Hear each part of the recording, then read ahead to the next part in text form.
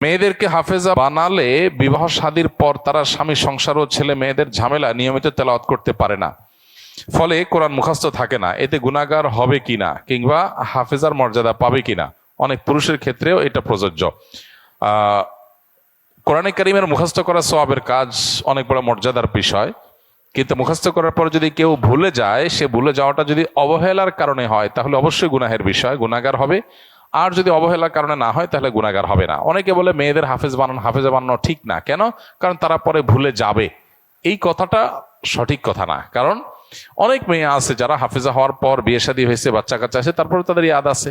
বিষয়টা নির্ভর করে যে সে আসলে কতটা সিরিয়াস। সে যদি কোরআনকে ধরে রাখার জন্য সচেষ্ট থাকে তাহলে ইনশাআল্লাহ সে ভুলবে না। আর যদি সচেষ্ট থাকার পর ভুলে যায়ও তাহলে আল্লাহর কাছে তার কোনো দায় নাই, কোনো গুনাহ হবে না। তো এই জন্য মেয়েদের হাফেজা বানানো ঠিক না, এই কথাটা ভুল। বরং যেটা সঠিক কথা সেটা হলো তাদেরকে হাফেজা বানানোর পাশাপাশি হিফজুল যেন তারা ধরে রাখে, সেইটা তাদেরকে বোঝাতে হবে এবং সেটা চেষ্টা চালাতে হবে। বাস, এরপরও চেষ্টার পরে যদি না হয় তাহলে আর কোনো গুনাহ হবে না ইনশাআল্লাহ।